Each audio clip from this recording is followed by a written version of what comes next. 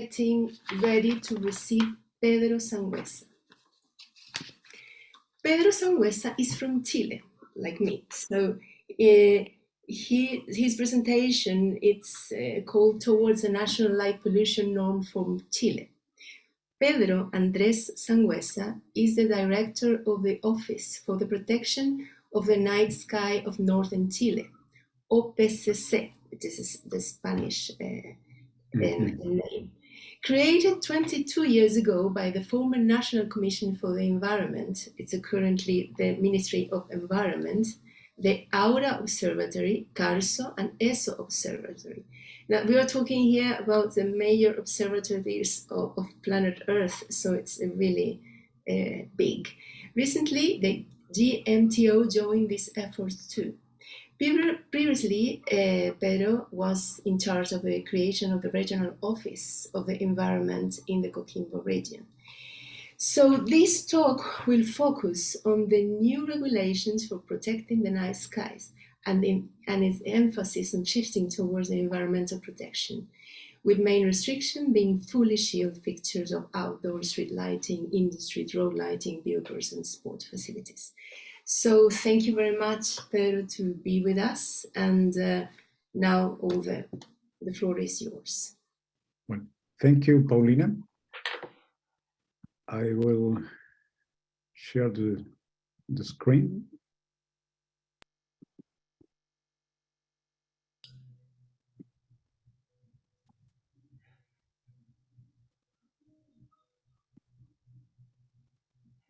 And let me, for a moment, to... Okay, well. Super. Yeah. That's in the beginning. I hope you see the presentation. Yes, perfect. Okay, thank you, Paulina. Well, we have a presentation focused, as she said, on our new light pollution standard. And first of all, I have to thank all of you for this opportunity to share our experience in the protection of the night sky. We, the OPCC, the Office for the Protection of the Night Sky for Northern Chile, depend on the Aura Observatory in an agreement with the Ministry of Environment in our country. Also, the European Southern Observatory is part of our effort. And we provide technical support to the Ministry of Foreign Affairs in light pollution issues and also in satellites constellation matters. And we are also related with the UNOOSA, which is the United Nations Office for Outer Space Affairs, and also provide support to the International Astronomical Union, of course, in the same area. Well, as Paulina was explaining, Chile has become one of the most important places for astronomical observation around the world. And thanks to our geographical conditions, our infrastructure, many universities and scientific consortiums have chosen our territory in order to install and operate some of the most advanced astronomical observatories in the world. Here we have some photos of the main of them. These are the main international observatories being operated in northern Chile. On the right, we show some images of the new generation of big telescopes that are currently being built. They are very huge telescopes, and we hope to keep our night sky protected for many years for the science that they have to create for humanity. And also, not only big telescopes are built and operated in Chile. There is also a wide variety of options at local levels across the country. This variety of options is wide. There are communal, municipal observatories, hotels, cabins, and campsites with telescopes. And even we have independent guides offering tours of the Andean cosmovision and also astrophotography. But the substantial increase in artificial light throughout the world has produced serious effects on the environment, altering reproduction, food supply, sleep, even the immune system of many species, and affecting even entire ecosystems, just when we need to restore nature to control climate change, which is an incredible situation. Outdoor lighting is responsible for less than 1% of the gases that produces global warming. But most of that light emission can be avoided and easily.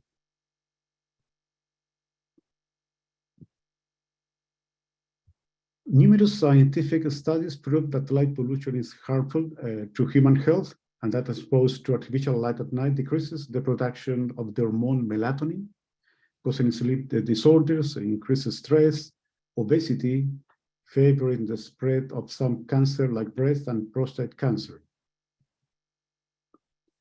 So all these previous antecedents led our Ministry of Environment to draft a national light pollution standard, which is soon to be approved. We hope so, in fact.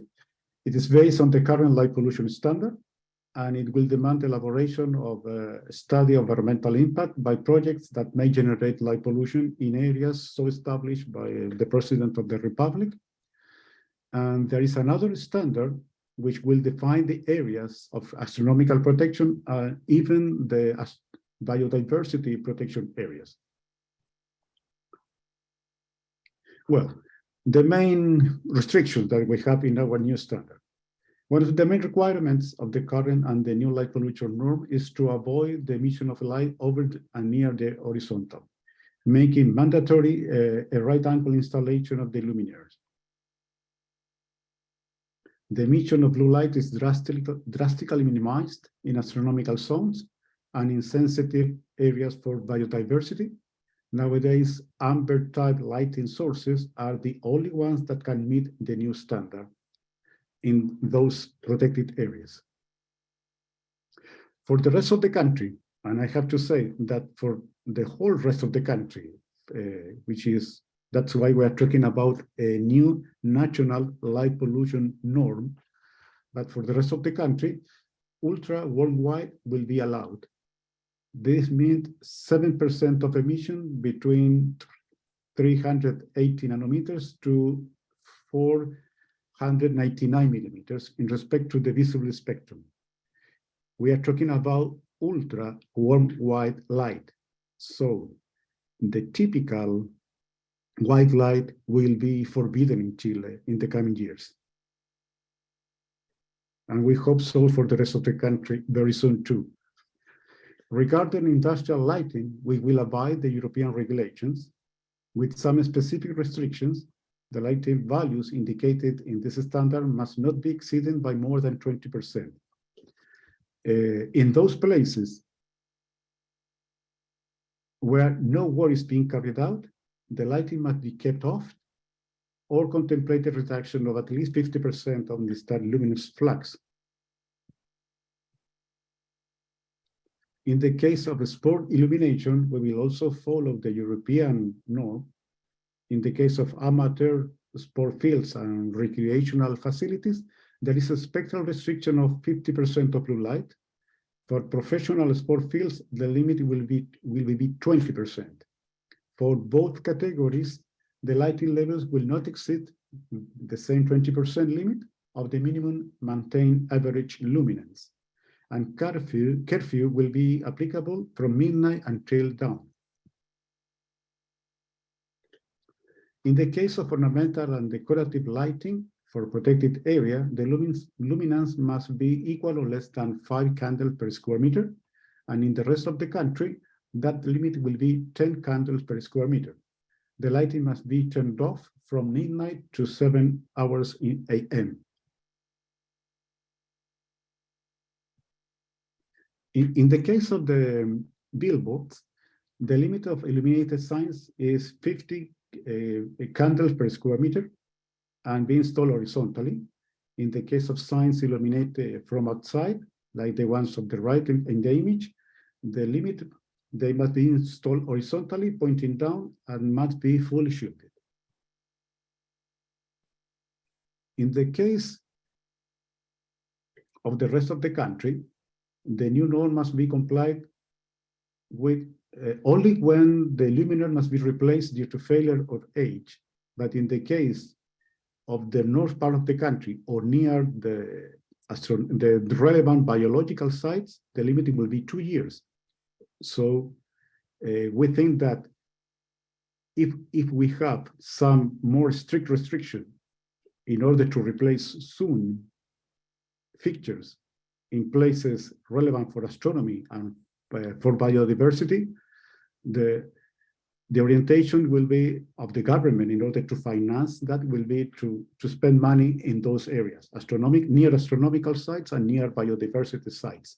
And for the rest of the country, of course, the limit will be more flexible, and just when the fixtures has to be replaced because they are old or obsolescence, for example, only in that case, they must comply the new standard, which is, I think, is more, it's not so heavy for the rest of the country or for our national budget to replace very soon thousands of fixtures because of the new norm.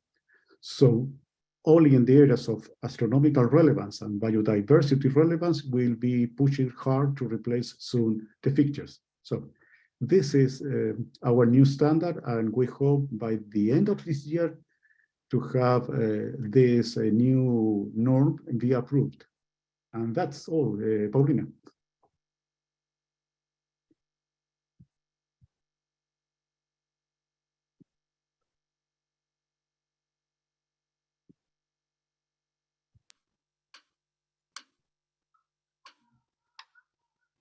So thank you, Pedro. That was, we have some time, so maybe I would like to ask you some.